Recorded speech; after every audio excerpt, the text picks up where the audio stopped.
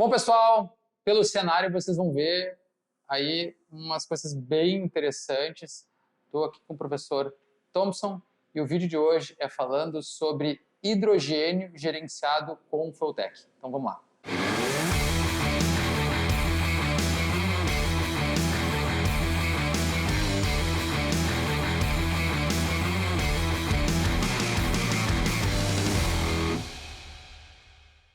Olá pessoal, eu sou do professor Thompson Lanzanova, a gente está aqui no GPMOT, na célula 2, para falar um pouquinho sobre um combustível do futuro, né? O hidrogênio, o novo diesel, por assim dizer, que é uma das promessas para a descarbonização do setor de transportes mundial. É uma das promessas para a gente reduzir a emissão de gases de efeito estufa e tentar melhorar a qualidade, né, das nossas futuras gerações. A gente tem ouvido falar bastante, né, Thompson, de hidrogênio, uma célula de hidrogênio transformando lá hidrogênio em energia elétrica. Aqui não. Nós estamos falando de queimar hidrogênio no motor a combustão interna e diminuir emissões absurdamente, né? Exatamente. Então, esse motor tem conceitos completamente diferentes do que a gente está acostumado e tem algumas características que são desafiadoras, digamos assim. Já foi identificado.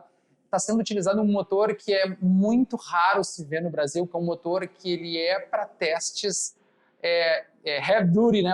Testes extremos, que é um motor da Ricardo. Para quem não conhece a Ricardo, ela é uma empresa de desenvolvimento de motores na Inglaterra, no nível de Cosworth, no nível de grandes empresas, né? Então fala um pouquinho mais desse projeto para nós, Thompson, do como que vocês estão... detalhe, gerenciado por Fueltech, tá, pessoal? Então fala um pouquinho mais desse projeto para nós, por favor. Exatamente. Então, Christian, esse motor é um motor monocilíndrico de pesquisa, né? Por que um monocilíndrico? Por que não um multicilindros? Porque a gente quer estudar como é a combustão do hidrogênio, né? Que é uma combustão muito peculiar, é algo muito diferente daquilo que a gente conhece. A gente está acostumado a operar um motor de ignição por centelha, né? Um veículo de rua em lambda 1, né? A gente está acostumado a operar um motor de competição super rico, Sim. Né? Aqui não, aqui a gente tem uma vela, mas a gente vai operar super pobre, a gente está falando de lambda 3, lambda 4, operar sempre com a borboleta totalmente aberta e fazer lambda 3 e lambda 4, de plena carga. Em plena carga, WOT. E aí, pressões de coletor de admissão extremamente altas para conseguir recuperar a carga, porque o hidrogênio é um combustível gasoso, né? A gente quer queimar aqui, então, quer colocar bastante energia para alcançar a carga como se fosse num motor com combustível líquido, só que aí vem as dificuldades. O hidrogênio é um combustível extremamente reativo, que se eu operar perto de lambda 1, eu tenho eventos de mega knock. O que é isso? São picos de pressão que vão acontecer aqui esporádicos. Num ciclo eu vou alcançar 400, 500 bar de pico de pressão. Se a gente comparar a uma detonação de um motor de combustão usando gasolina, quanto é o pico de pressão nesse momento? Um motor convencional naturalmente aspirado, se tu tiver uma detonação, um NOC convencional, tu vai estar operando lá em 80 bar, ele vai subir a uns 150 bar. Aqui 400 bar. 400 bar, o motor chegar a parar.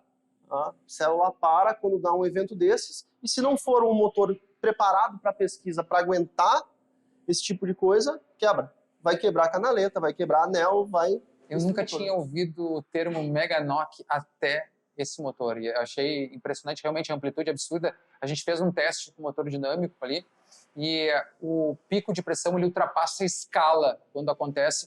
Só é possível num motor como esse, que tem uma estrutura extremamente robusta, por isso o motor de pesquisa, né, monocilíndrico da Ricardo. Exatamente. E aí esse motor aqui é um motor especial porque ele é um motor base diesel, ele foi convertido para operação em ciclo Otto, a gente colocou uma vela, essa vela tem que ser uma vela especial porque, como ele opera sempre pobre, ela precisa ter um grau térmico adequado para não derreter, né? E aí, então, se não for num motor desse, tu vai colocar hidrogênio. Vamos colocar hidrogênio no motor em casa, no meu carro.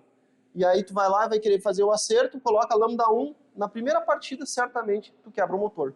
Então, toda pesquisa que a gente faz aqui dentro, ela começa, primeiro, levantamento dos requisitos de projeto. A partir disso, se a gente consegue já fazer o teste de um combustível, como no caso do hidrogênio, a gente vai vir primeiro para um motor monocilíndrico de pesquisa, onde a gente sabe que o motor não vai quebrar para aquele combustível.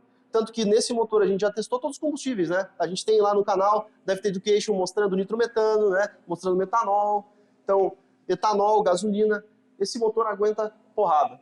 Ele está aqui para a gente testar combustíveis diferentes melhorar a tecnologia de motores e achar soluções, né, para descarbonização ou para performance, para utilização do hidrogênio.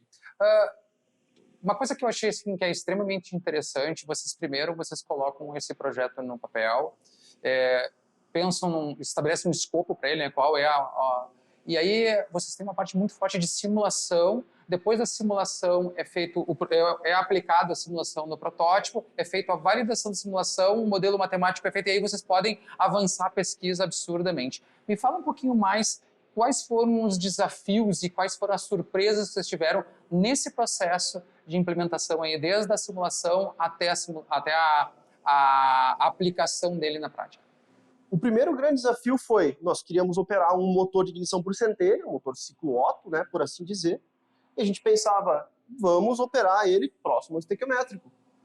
Com uma razão de compressão, inicialmente a razão de compressão estava 10:1, a gente consegue variar a razão de compressão colocando espaçadores aqui embaixo do cilindro intermediário, esse motor, e a gente começou a operar, quando chegou em lambda 1.3, começou a dar detonação, começou a dar knock, uma barulheira, e a gente olhou, a gente já tinha visto que o hidrogênio, já tinha pesquisado bastante na literatura, a gente sabia que o hidrogênio é um combustível extremamente reativo, ele tem uma característica de backfire muito forte, então esse motor não pode ter cruzamento de válvulas, porque como a gente está fazendo injeção PFI, se ele tiver contato de hidrogênio... PFI é injeção indireta, da pessoa na admissão. Injeção na admissão aqui, no coletor de admissão. Se ele tiver contato do hidrogênio com uma parte quente do coletor de exaustão, a gente tem uma propagação de chama que vai explodir o plenum.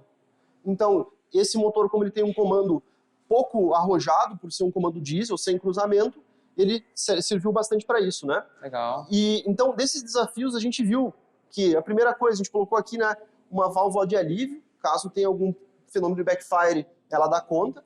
A gente não sofreu nenhum desses problemas já, porque lá no projeto a gente viu, não pode ter cruzamento de válvulas, cuidamos com isso.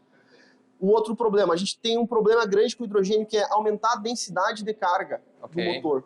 Se a gente fala num motor gasolina, e esse motor gasolina te entregar 100 cavalos, o motor hidrogênio vai te entregar 65, 70 cavalos, na mesma condição naturalmente aspirada. Por quê? O hidrogênio é um combustível que tem uma densidade de energia em volume muito baixa.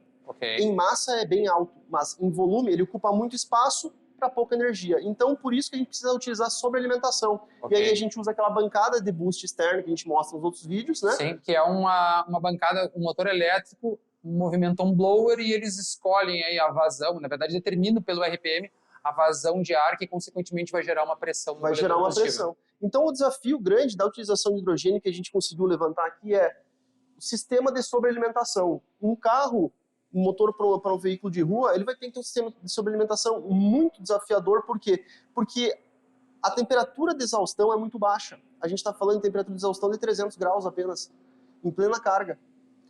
Então, a energia que sobra para a turbina atuar e gerar energia para o compressor aumentar a pressão de admissão, ela é muito baixa. Então, um dos grandes desafios é desenvolver o turbocompressor para aplicação aqui, né? Entendi. Ou um blower, né? E aí, dentro do nosso escopo de projeto, como que esse cara aqui, ele entrou dentro do escopo do nosso projeto, né? Que é um projeto Rota 2030 da Fundep, junto com a TCA Auriba e com a Marelli, né? Um motor monociclo de pesquisa, ele serviu como uma escola para nós. É aquela coisa que a gente sempre fala, dentro do nosso curso mesmo, é a escadinha do conhecimento.